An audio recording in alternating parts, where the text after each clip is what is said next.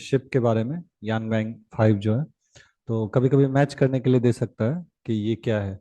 तो बस ये शिप के लिए याद रखना है, बाकी कुछ इसमें इंपॉर्टेंट नहीं है। नेक्स्ट। नेक्स्ट है 5G। तो इसमें साइंस एंड टेक में क्वेश्चन आ सकता है कि 4G और 5G में डिफरेंस क्या है, ठीक। तो अब अगर देखेंगे 4G और 5G में, तो 5G क्या है कि हाइयर रेडियो फ्रिक्वेंसी फ्रिक्वेंसी पे चलता है, 28 GHz। 4G का जो फ्रिक्वेंसी है वो 700 MHz है, ठीक है। तो फ्रिक्वेंसी का डिफरेंस है। नेक्स्ट 5G में स्पीड तो होगा ही, ये कॉमन है। नेक्स्ट है 5G में लोअर लेटेंसी है, यानी जो डाटा डाटा ट्रांसफर होता है वो बेसिकली उसमें ज़्यादा टाइम नहीं लगता है। तो 5G has a lower latency, ये याद रखना है। 4G का था हाइयर लेटेंसी, ठीक है। तो ये इंपॉर्टेंट है। और बाकी जो है 5G usage millimetre wave spectrum, ठीक है। तो ये तो ज़्यादा डिवाइस में कनेक्ट हो सकता है, 4G में कम डिवाइस कनेक्ट हो सकता है।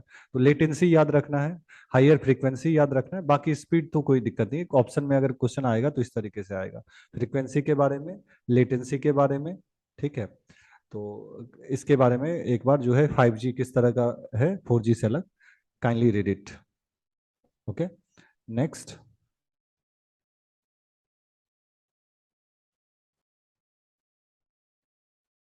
नेक्स्ट सरदार उधम सिंह के बारे में, शहीद उधम सिंह के बारे में है। तो अभी गवर्नमेंट एक चला रही है अनसंग हीरो के बारे में, ठीक है। अनसंग हीरो यानी उन लोगों के बारे में जिसके बारे में बुक ने ज्यादा मेंशन नहीं किया हुआ है। तो हो सकता है अनसंग हीरो आपको मेंस में भी आ जाए और पीटी में भी जो है अनसंग हीरो के बारे में। तो उधम सिंह के बारे में क्या इंपॉर्टेंट याद रखना है, ये याद रखना है कि ये मतलब इन्होंने माइकल डायर, ठीक है, जनरल डायर को तो ये नहीं इन्होंने मारा था, माइकल ओ डायर को मारा था, ठीक है, 1940 में।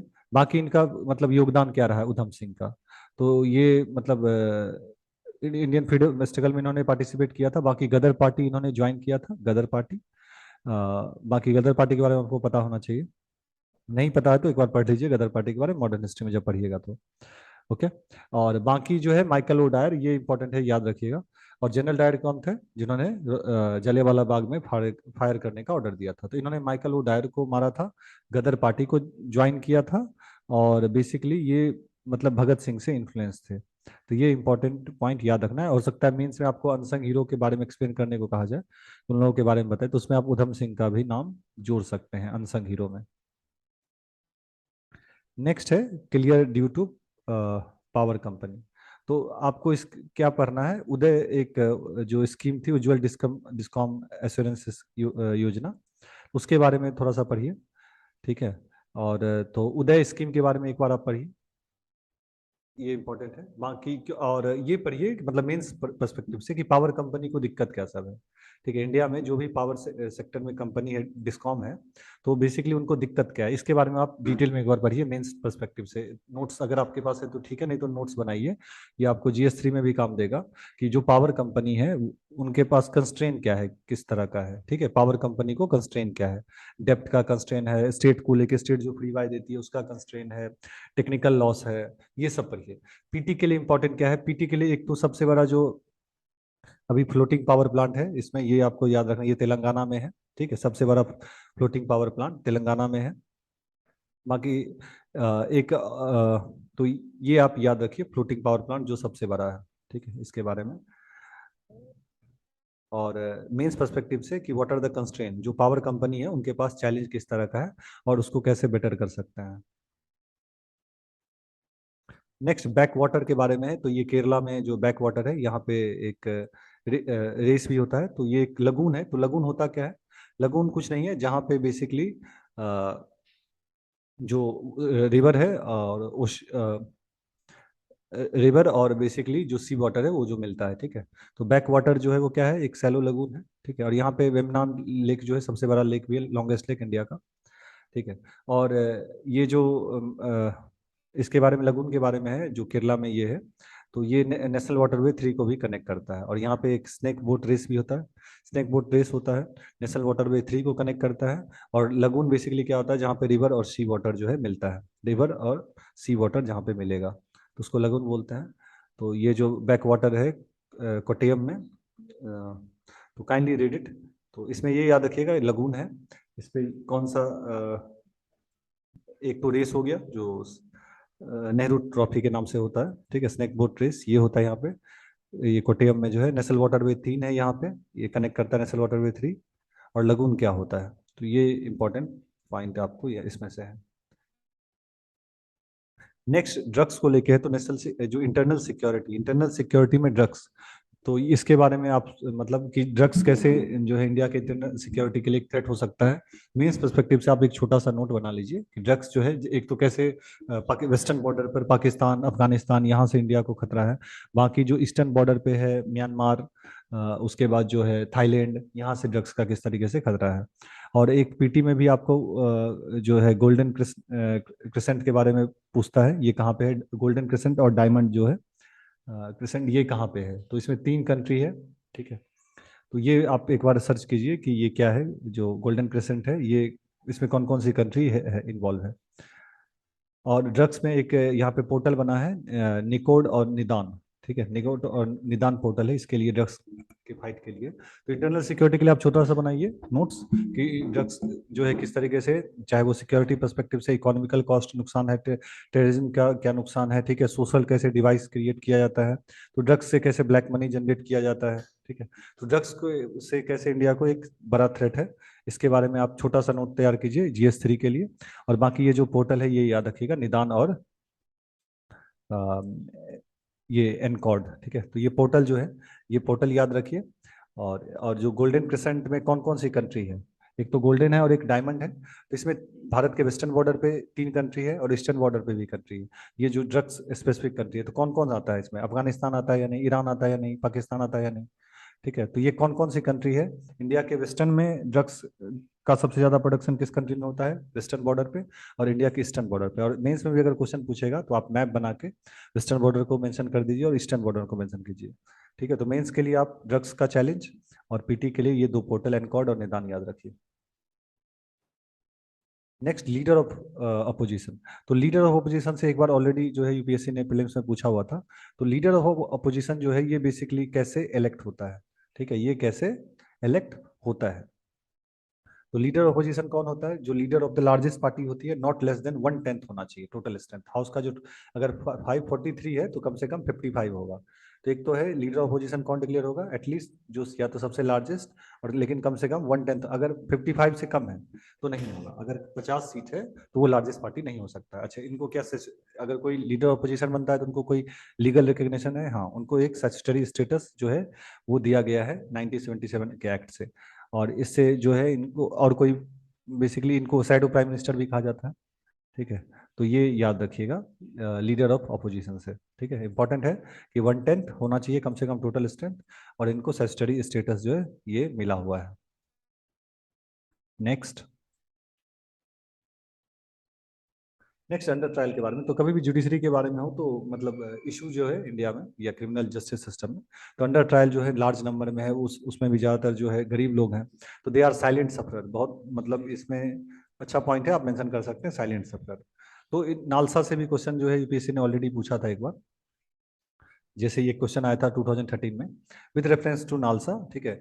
इसका नालसा का ऑब्जेक्टिव क्या है, free and competent legal service और गाइडलाइन देना स्टेट लीगल को, ठीक है, लीगल प्रोग्राम के लिए, तो दोनों होगा। तो मतलब ये जो नालसा का एक क्वेश्चन ऑलरेडी आ चुका है 2013 का, ये क्वेश्चन आप यू कैन सी पॉज करके देख सकते हो। नेक्स्ट है, तो नालसा है क्या, नालसा जो है नेशनल लीगल सर्विस अथॉरिटी है, ये 1987 में आया था।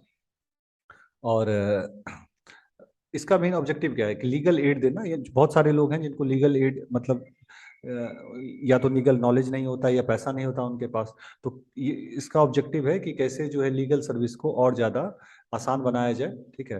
तो ये इसका मतलब बैकिंग कहाँ से होता है नालसा का, अच्छा, ये फंडिंग भी और ग्रांट भी देती है स्टेट लीगल सर्विस अथॉरिटी को, ठीक है। अच्छा, नालसा का हेड कौन होता है, ठीक है, नालसा का हेड कौन होता है, तो ये आपको पता होना चाहिए, नहीं पता है तो सर्च कीजिए। बाकी नालसा का कंस्टिट्यूट आधार क्या है, संवैधानिक आधार 39A, आर्टिकल 39A है आधार, क्योंकि 39A क्या कहता है कि स्टेट सिक्योर करेगा लीगल सिस्टम प्रमोट। तो ये अच्छा 39A क्या शुरू में था या बाद में ऐड किया गया, तो ये सब कुछ पॉइंट है जो आपको पता होना चाहिए पॉलिटी पढ़ने के बाद।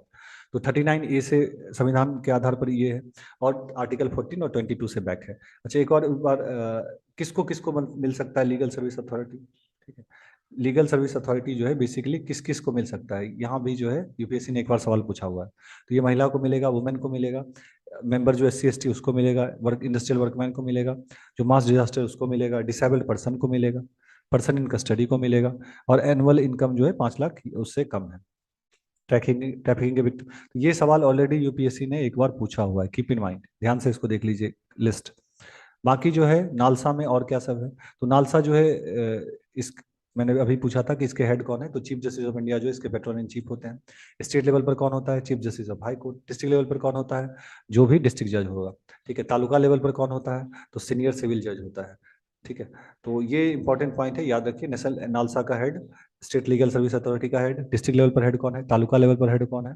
ठीक है, और कौन कौन सहायता ले सकता है लीगल सर्विस, तो और तो 39A बैकिंग आधार है, women children member of SC ST, तो ये जो है आप देख लेंगे। बाकी एक इनिशिएटिव है दिशा स्कीम, दिशा स्कीम में जितना भी हेल्प करना था लीगल जो भी मेजर था उसको जोड़ दिया गया है, मर्ज कर दिया गया है। तो दिशा स्कीम, दिशा स्कीम याद रखना है। दिशा स्कीम याद रखिए, क्राइटेरिया क्या है, कौन कौन हेल्प ले सकता है, women children member SC ST industrial workman, victim, disable person, और कौन हेड होगा, नालसा का कौन हेड है, स्टेट लेवल पे कौन हेड है, डिस्ट्रिक्ट लेवल पे कौन हेड है, तालुका पे कौन हेड है, हाई कोर्ट पे कौन हेड है। तो ये सब जो है बेसिकली काम है। और ये एक तरह का क्या है, लोक अदालत जो है नालसा के अंदर ही आयोजित होता है। तो ये अल्टरनेटिव डिस्प्यूट रेजोल्यूशन मैकेनिज्म है, ADR है। नेक्स्ट,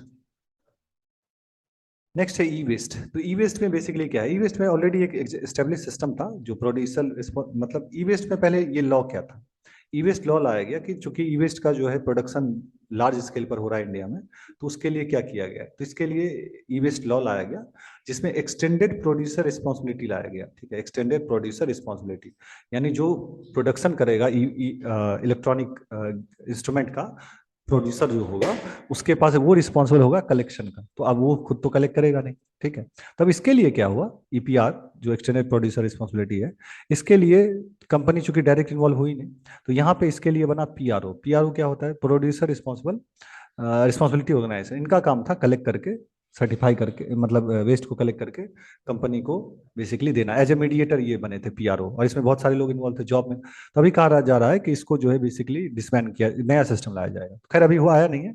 तो PRO का मेन ऑब्जेक्टिव था कि कंपनी को सरकार ने क्या बोला था कि आप कलेक्ट करो, आपकी रिस्पॉन्सिबिलिटी वेस्ट को, तो कंपनी तो डायरेक्ट करेगी नहीं, तो उसके लिए PRO बना था। तो PRO को अभी कहा जा रहा है कि इसको एक तरीके से डिसमेंटल किया जाएगा। तो ई वेस्ट का जो है रूल आपको पता होना चाहिए, ई वेस्ट में क्या सब रूल है, एक्सटेंडेड प्रोड्यूसर रिस्पॉन्सिबिलिटी, उसके बाद जो CFL जो बल्ब है उसको भी जोड़ा गया है इसमें। ठीक है, डिपॉजिट रिफंड स्कीम है इसमें, अर्बन लोकल बॉडी को भी असाइन किया गया है ड्यूटी। ठीक है, तो ई वेस्ट जो रूल है, आप एक बार 2016 इसको देख लीजिए, वेस्ट मैनेजमेंट रूल, इसको ध्यान से, ई वेस्ट मैनेजमेंट रूल 2016 को आप सर्च करके पढ़ लीजिए। बाकी अभी नया आया नहीं, जब नया आएगा, अभी लॉ पूरी तरीके से मतलब जब आएगा तब देखेंगे डिटेल में। नेक्स्ट है आपको एलिफेंट के बारे में, माइक साइट। तो माइक साइट किसके लिए होता है, एलिफेंट के लिए है। तो इंडिया में माइक साइट बेसिकली कौन कौन सा माइक साइट है, इंडिया में कौन कौन सा माइक साइट है, ये आपको पता होना चाहिए। तो ये आप जो है बेसिकली जो भी माइक साइट है आप उसको देख लीजिए। ठीक है, तो माइक साइट में आपको जो है चिरांग रिपू है, दिहांग पटकल है असम में, दो असम में हो गया, चिरांग रिपू, दिहांग पटकल। उसके बाद जो है अरुणाचल प्रदेश में है, दियोमाली है, गारो हिल मेघालय में है, ईस्टर्न द्वार वेस्टर्न बंगाल में है, मयूरभंज उड़ीसा में है, शिवालिक उत्तराखंड में है, मैसूर में, कर्नाटका में, वेनाड केरला में, और नीलगिरी। तो जो भी 10 माइक साइट है ये आपको इंपॉर्टेंट है, पता होना चाहिए। It can be a question in your exam. और बाकी सबसे ज्यादा एलिफेंट है कहाँ पे, कर्नाटका में है, उसके बाद असम में है। ठीक है, तो टॉप 3 आप देख लीजिए, सबसे ज्यादा हाथी कहाँ पे है, और माइक साइट कौन कौन सा है, कहाँ पे है, किस राज्य में, दिहांग पटकल कहाँ है। ठीक है, तो कौन कौन सा है ये आप माइक साइट, और माइक साइट होता किसके लिए, एलिफेंट के लिए होता है। नेक्स्ट लताविया, आपको पता होना चाहिए कि लताविया जो है बेसिकली कहाँ पे है, क्या बेसिकली बॉर्डर करती है। ठीक है, तो लताविया का आप मैप देख लीजिए कि क्या ये मतलब रशिया से इसका बॉर्डर है या नहीं है। ठीक है, लताविया का और किस कंट्री से बॉर्डर है, लताविया का आप जो है एक बार मैप बेसिकली देख लीजिए। नेक्स्ट मंकी पॉक्स है। तो खैर मंकी पॉक्स अभी तो इस पे मतलब काम चल ही रहा है। तो इसमें मंकी पॉक्स में आपको क्या इंपॉर्टेंट है कि एक जेनेटिक डिजीज यानी एनिमल से ह्यूमन का ट्रांसमिशन होता है। ठीक है, और बाकी ये नाइजीरिया से एंडेमिक वहां से हुआ था। ठीक है, और बाकी ये अभी पहला बार नहीं है कि मंकी पॉक्स पहला बार है, 1958 में है। तो अभी जैसे स्मॉल पॉक्स है उसी तरह का इसका लक्षण है, कोई अभी तक वैक्सीन नहीं है। बाकी इस पे स्टडी अभी हो ही रही है। ठीक है, तो अभी और डिटेल आएगा तब इसको और डिटेल में देखेंगे। तो मंकी पॉक्स पे अभी मतलब कोई फायदा नहीं है अभी बहुत ज़्यादा पढ़ने का, क्योंकि अलग अलग तरह का डिटेल आएगा। फिर आप पुराना पढ़िएगा, फिर नया इन्फॉर्मेशन आ जाएगा। तो अभी एग्जाम भी टाइम है, तो इसलिए उसको एक ही बार देख लेंगे अच्छे से। नेक्स्ट इन्वेसिव स्पीसीज है अमेरिकन बुल फ्रॉग और ट्री स्नेक, तो ये आपको पता होना चाहिए।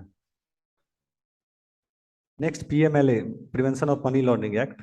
तो ये कब बना था, इसका पावर क्या है, तो इसमें मेन झगड़ा क्या था। तो मतलब कोर्ट में, सुप्रीम कोर्ट में एक ऑर्डर गया, अपील की गई थी कि जो है मतलब ECIR, enforcement case information report जो है, ये मतलब ये अगर होगा तभी आप अरेस्ट करेंगे। ठीक है, तो सुप्रीम कोर्ट का कहना था कि मतलब मैंडेटरी नहीं है कि ECIR आप फाइल करे ही ED। अगर ED को शक भी है कि किसी कोई आदमी इलीगल एक्टिविटी में इंगेज है, ठीक है, तो वो अपनी कार्रवाई कर सकती है। ECIR जरूरी नहीं है, इन्फोर्समेंट केस इंफॉर्मेशन रिपोर्ट। ठीक है, तो इट्स ये मैंडेटरी नहीं है, कंसर्न इज नॉट मैंडेटरी। ठीक है, और यदि ED को शक है तो ED जो है बेसिकली अपना काम कर सकती है, तो ECIR इसके लिए है। तो आप सब इसी के बारे में थोड़ा सा पढ़ लीजिए कि EC जो है बेसिकली